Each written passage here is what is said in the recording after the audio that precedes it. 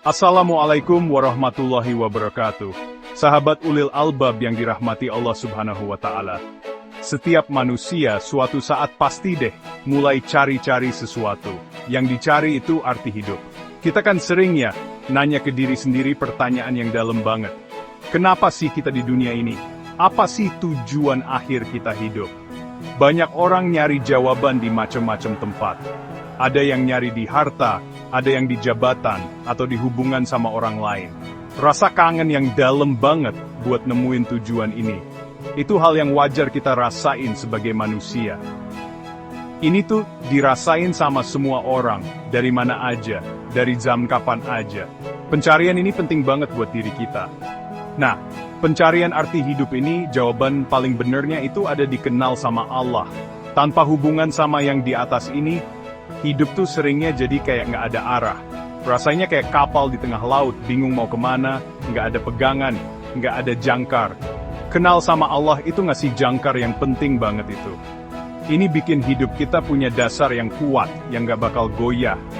Pegangan batin ini bantu kita lewatin banyak masalah dan hal-hal yang nggak pasti dalam hidup. Kita jadi ngerasa punya tempat. Ini bantu kita ngerti posisi kita di dunia yang gede ini. Ngejawab pertanyaan-pertanyaan besar yang ada di hati kita. Inti dari ngerti ini semua itu, artinya Allah itu Esa, satu aja. Ini bukan cuma ide di kepala doang, ini dasar paling penting dari iman Islam kita. Al-Quran di surah Muhammad, ayat 19, jelas banget ngasih tahu kita.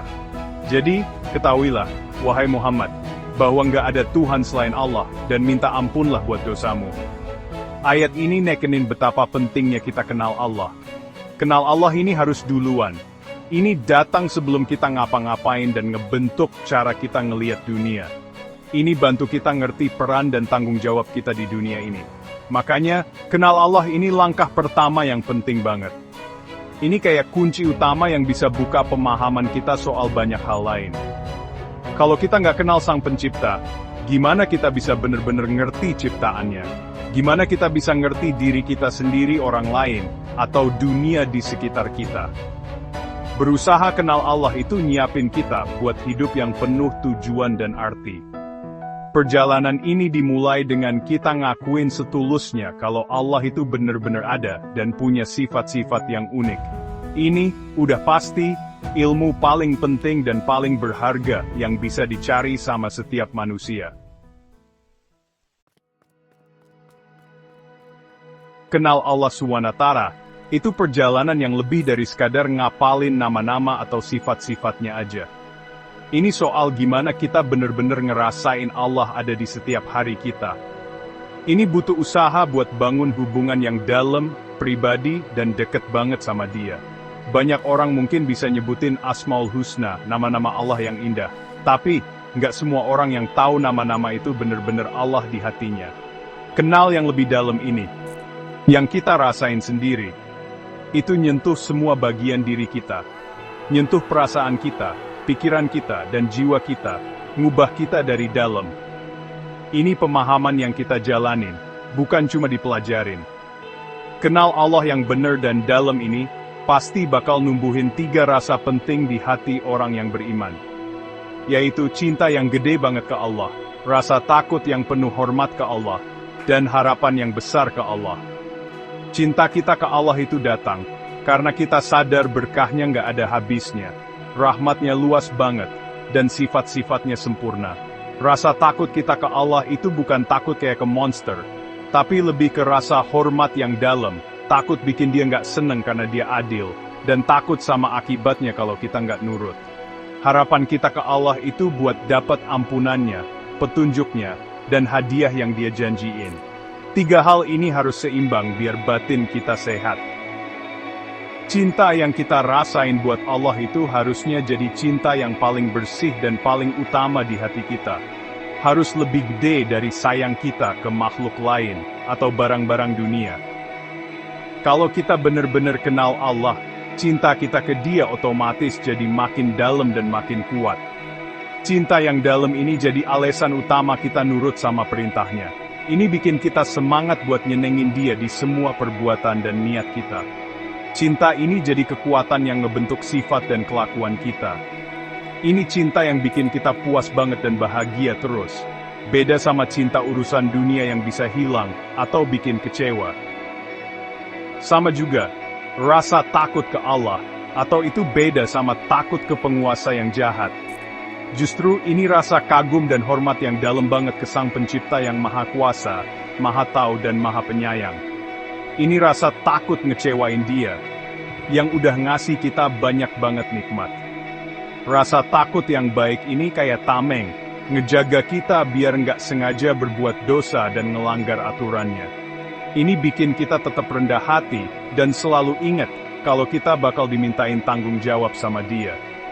Rasa takut yang penuh hormat ini, ngasih kita semangat buat jadi muslim yang lebih baik, dan hidup sesuai yang Dia mau.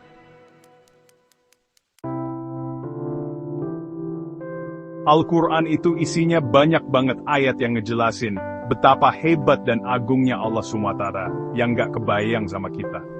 Contohnya nih, di surah Al-Hasr ayat 22, Allah bilang Dialah Allah, nggak ada Tuhan selain Dia, yang tahu yang gaib dan yang kelihatan. Dialah yang Maha Pengasih lagi Maha Penyayang. Ayat yang keren ini nunjukin kalau Dia itu satu-satunya dan ilmunya luas banget, ngeliputin semuanya. Ini ngingetin kita kalau Dia tahu semuanya, yang kita lihat atau yang kita nggak lihat. Ini juga nekenin sifat utamanya, yaitu Ar-Rah Pengasih dan Ar-Rahim Maha Penyayang, yang harusnya bikin hati kita tenang dan penuh harapan. Ada lagi ayat yang penting banget yang nunjukin kekuasaan Allah yang mutlak, yaitu ayat Kursi, di surah Al-Baqarah, ayat 255. Ayat ini bilang Allah nggak ada Tuhan selain Dia, yang hidup, yang ngurus sendiri, kekal. Dia nggak ngantuk, nggak juga tidur. Punya Dia semua yang ada di langit dan di bumi. Siapa coba yang bisa ngasih bantuan di depannya, kecuali kalau Dia izinin. Kalau kita renungin kata-kata ini, hati orang beriman jadi penuh rasa kagum dan takjub. Ini jelas banget nunjukin kalau Dia yang berkuasa penuh atas semua ciptaan, ngingetin kita kalau kita ini bergantung sama Dia. Ngerti betapa hebatnya Allah ini, bantu kita paham tujuan hidup kita yang sebenarnya. Kenapa sih Allah, yang Maha Kuasa, nyiptain kita, manusia dan juga jin? Al-Quran ngasih jawaban yang jelas banget di surah Az-Zariyat, ayat 56. Dan aku nggak nyiptain jin dan manusia kecuali buat nyembah aku. Ayat ini tegas banget bilang kalau tujuan utama kita, alasan kita ada, itu buat nyembah Allah.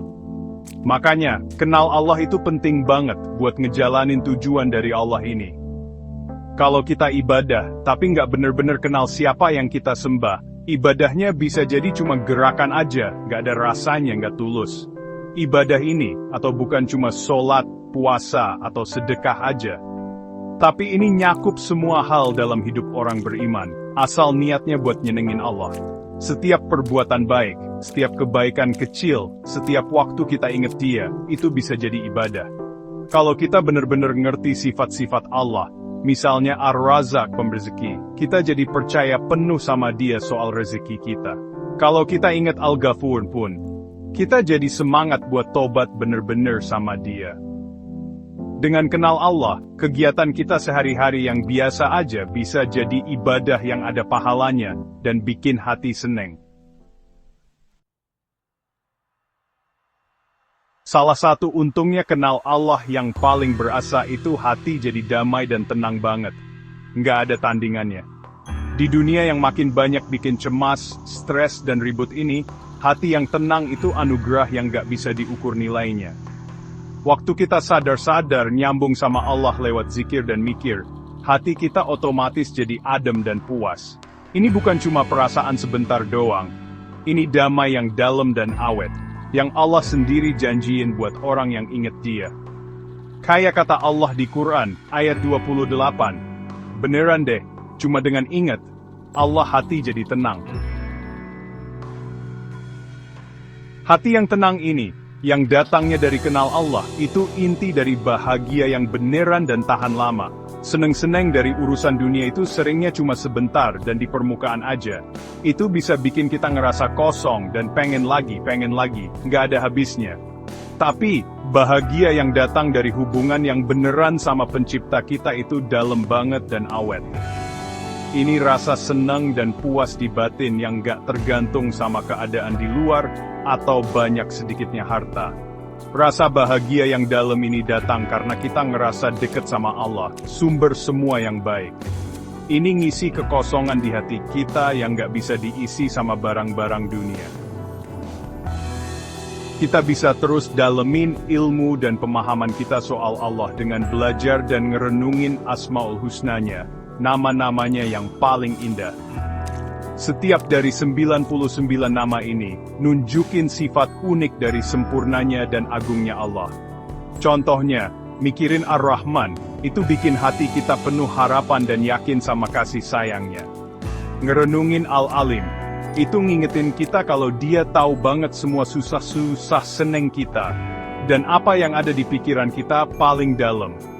Rajin belajar nama-nama ini, dan artinya yang dalam, itu cara ampuh buat kenal Dia lebih dekat, dan cinta Dia lebih dalam lagi.